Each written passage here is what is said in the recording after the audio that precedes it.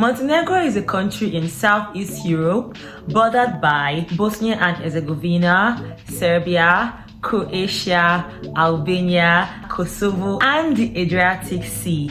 As I start my travel year, Montenegro is officially the first country, and it was amazing. In this video, I have 10 checklists that may serve as a guide if you want to go to Montenegro. So let's start. Number 1, the visa requirement. Montenegro is visa free. So with your BRP, you are good to go. I keep seeing people say things like Montenegro is visa free for Nigerians. That is not true. Montenegro is visa-free for Nigerians that are in the UK, not Nigerians in Nigeria. If you are a Nigerian in Nigeria, you would need a visa to go to Montenegro. But once you are in the UK, it is visa-free. So please take note of the difference. The second thing is flight. So I use Ryanair, and I will do a review on it. Now, if you are on a budget, ensure that you book your flight in advance, because I have seen flights that are very affordable as £80 for return trip, which is very cheap. However, mine was not on a budget, and I paid about £268 for my return flight.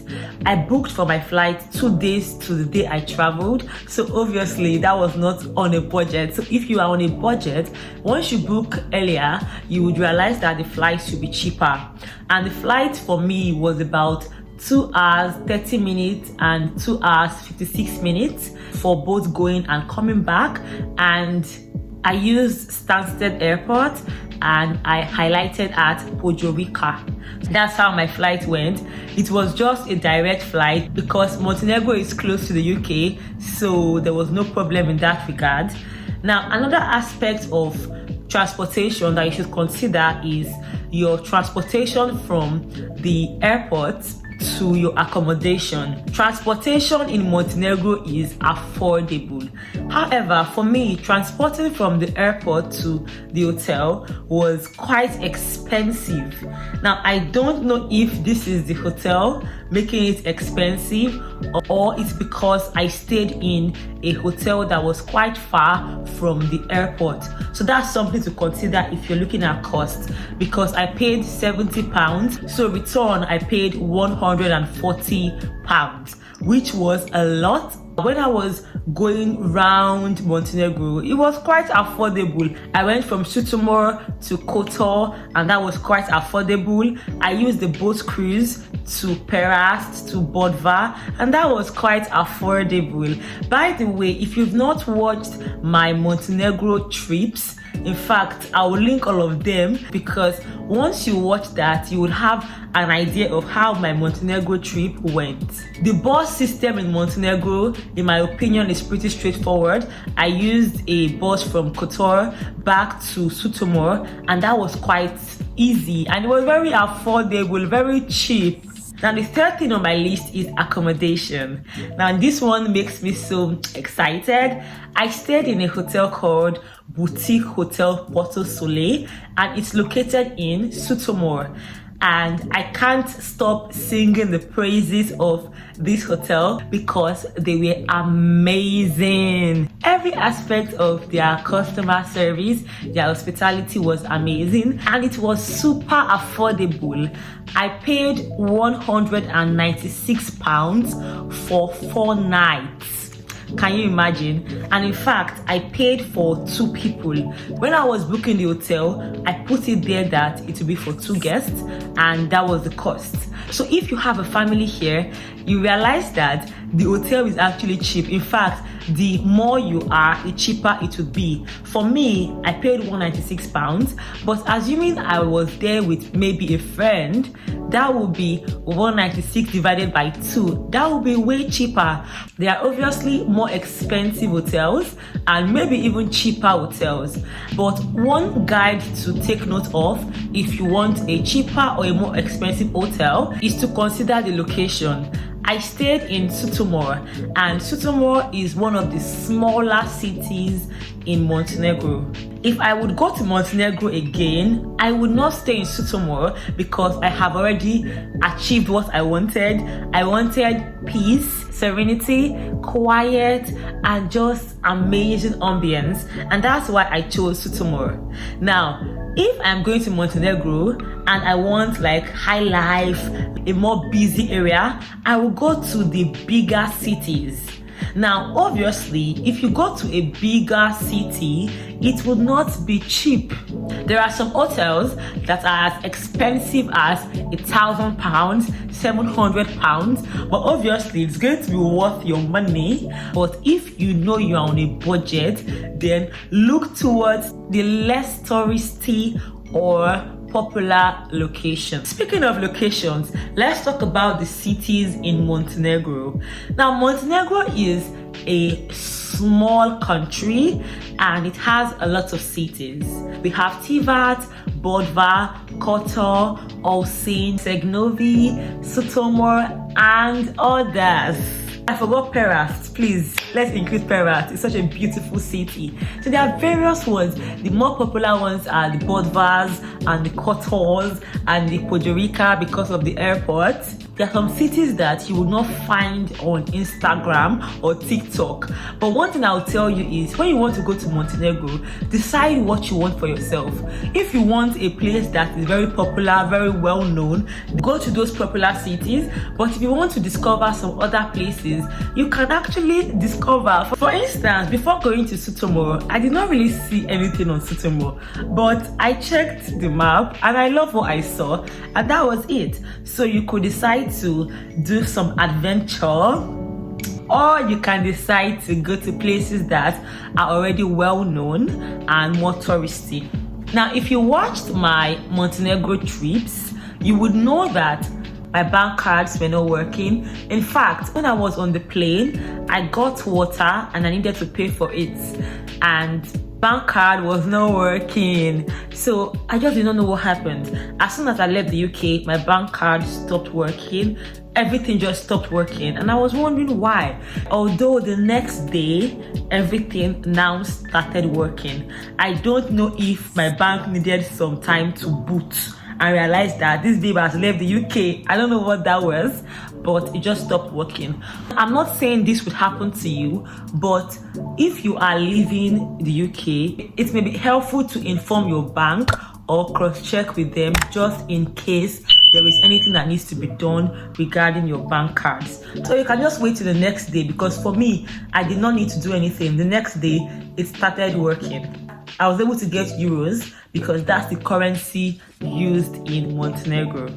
Now, if you are from the UK, we use pounds, obviously, and you would know that pounds is an expensive currency. With your British pounds, you have a lot more money when you are in Montenegro because euros is cheaper than pounds. And this is one of the things that makes Montenegro an affordable country, because your pounds is more expensive and things there are actually quite affordable. In my Montenegro vlog, I shared about how I bought a lot of things for just €4. Oh my god. So that's it about currency. Obviously, you can carry cash, you can use your bank card. If you go shopping for some things, you could use your card. Some people would need you to use cash. So just have a mix of cash and card. Now, the next on our list is the language. And this one surprised me. Maybe because I did not do any research before I left the UK. I was surprised to note that in Montenegro, their language is called Montenegrin. I thought they spoke English because it's a European country, but they do not.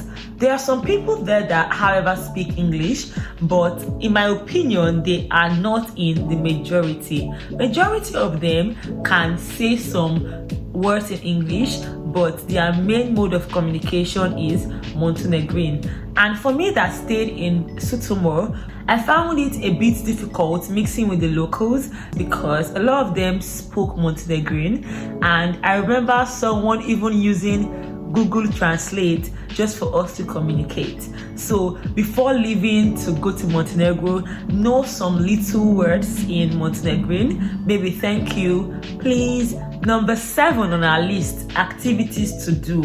Montenegro is such a beautiful place. Beautiful place with lots of beautiful activities. Like, no wonder Montenegro literally means black mountain.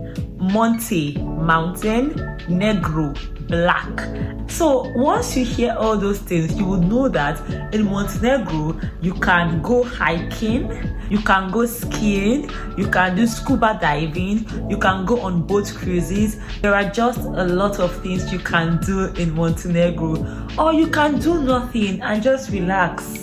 It just depends on you. But one thing you would know is once you go to Montenegro, there will be things to do. You could even sightsee, and Montenegro is a very beautiful place if you just want to sightsee. Number 8, electricity and all that. So first off, if you're going to Montenegro, go with a multifunctional socket because most of their sockets are very unique. So just go with that multifunctional socket. Speaking of internet connection, Montenegro has a very good internet connection to the point that in every restaurant they already have their Wi-Fi and it's free. Once you just go to a place, the Wi-Fi is there available to use. Now, when I traveled to Montenegro, however, I was on a social media break. And what that meant was that if I wanted to communicate with anyone, I could not use the Wi-Fi because I wasn't on WhatsApp, Facebook, IG or anything. So I needed my UK number. I noticed that my UK SIM did not work. So I had to buy an eSIM. So I used this eSIM called Hello. I think I spent about £10 for that. So that's okay. Now I know better. I would not travel when I'm on a social media break because I could have saved myself a lot of stress and time. So if you know that you would need to make use of your UK line, then I would recommend buying an eSIM. You may not even be on a social media break. For you, it could be that you want to communicate with someone on normal phone call or normal text message. My UK SIM did not work, so consider using an eSIM. The next on my list is safety, and this is top on the list not only because I am a solo traveler, but also because I'm a black woman. I'm going to rate safety a 10 out of 10. I felt really safe from the hotel to every other place I went to. Oh my god, when I think about people from Montenegro, they strike me as very accommodating people, very nice people, very friendly people. In fact, I was treated like an angel. I'll be walking on the street, someone will tell me, please let me take a picture with you. I'm like, oh. And I did not feel unsafe in my skin. In fact, I felt like a princess. So that's something I know about Montenegro from my experience. It was really beautiful. Obviously, all the rules that apply to solo traveling would apply to anyone going to Montenegro. The fact that I have said Montenegro is safe does not mean bad things don't happen, but in general, I felt really safe in Montenegro. Now, last on the list is food. In Montenegro, I noticed that their food comprised mainly of pasta and pizza, because in all the restaurants I went to, it was either pasta, pizza, seafood, beef, things like that. And I actually enjoyed some of the food. At least I ate every single thing there. So besties, this is the checklist for your next trip to Montenegro. Now, if you have loved this video, I want you to click on the like button. And also, if you want to book a one-on-one call with me to discuss anything, be it about travel or your career, click the link in the description box and let's get talking. I've put up the playlist about travel guides and tips. And until I see you next time, stay blessed, remain happy, and bye.